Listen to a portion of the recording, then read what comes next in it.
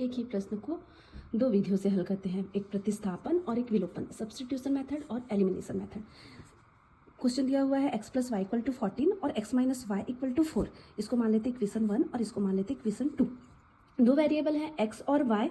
प्रतिस्थापन विधि में क्या होता है, सब्स्टिट्यूशन मेथड में किसी भी एक वेरिएबल की वैल्यू को निकालते हैं किसी भी एक समीकरण से। तो समीकरण 1 से ले लेते हैं इक्वेशन 1 फ्रॉम इक्वेशन 1। ठीक है, इक्वेशन 1 क्या है, x plus y equal to 14। अगर हम लोग x plus y equal to 14 अगर हम लोग किसी एक को ट्रांसफर कर देते हैं, x को या y को, तो हम लोग क्या करते हैं, x इक्वल टू निकालते हैं 14, y क्या है, y के आगे साइन क्या है, प्लस है, चेंज करेंगे तो क्या हो जाएगा 14 माइनस वाई। x का मान मिल गया हम लोग को, x की वैल्यू मिल गई, इसको मान लेते हैं इक्वेशन नंबर 3। अब प्रतिस्थापन मतलब हुआ हम लोग x या y का मान निकाल के उसको दूसरे समीकरण में रखेंगे, इसी को बोलते हैं प्रतिस्थापन, सब्स्टिट्यूशन। अब फ्रॉम इक्वेशन 2, इक्वेशन 2 क्या है, x minus y equal to 4।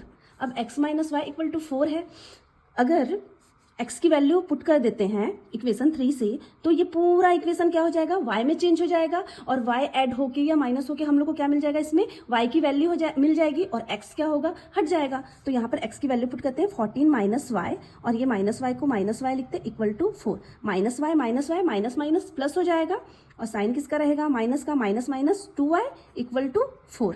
अब माइनस 2y है इक्वल टू 4। 14 को अगर हम लोग ट्रांसफर करते हैं तो 14 के आगे क्या साइन है, प्लस का साइन है, ट्रांसफर होने के बाद क्या हो जाता है, साइन चेंज हो जाता है, प्लस क्या हो जाएगा, माइनस हो जाएगा। अब माइनस 2y इक्वल टू मिल गया 4 माइनस 14 मीन्स माइनस 10, माइनस और माइनस कैंसिल हो गया, y इक्वल टू मिल गया 10/2 इक्वल टू 5। अब y का मान, हम लोग x का मान तो समीकरण 3 में निकाल चुके हैं, तो y की जो वैल्यू मिली है उसको इक्वेशन 3 में रखेंगे तो हम लोग को कितना मिल जाएगा, x की वैल्यू मिल जाएगी। तो फिर से फ्रॉम इक्वेशन 3, समीकरण 3 से क्या करते हैं हम लोग, x equal to 14 minus y, तो 14 y की वैल्यू क्या है, माइनस 5 इक्वल टू मिल गया 9, x इक्वल टू 9। इसी प्रश्न को हम लोग क्या करते हैं, विलोपन विधि सॉल्व करते हैं, एलिमिनेशन मेथड से। एलिमिनेशन मतलब होता है किसी एक वेरिएबल को एलिमिनेट करेंगे x प्लस वाई और x माइनस वाई में। तो प्रतिस्थापन में वैल्यू को पुट करते हैं, जबकि विलोपन विधि में क्या करते हैं, एलिमिनेशन में एलिमिनेट करना है, विलोपित करना है। इसको मान लेते हैं इक्वेशन 1 और इसको मान लेते हैं इक्वेशन 2।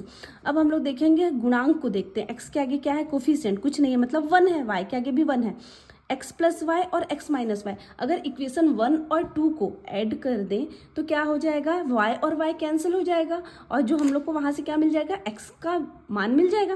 तो हम लोग क्या करते हैं, इक्वेशन 1 प्लस 2, इक्वेशन 1 क्या है, x plus y equal to 14, और इक्वेशन 2 है x minus y equal to 4।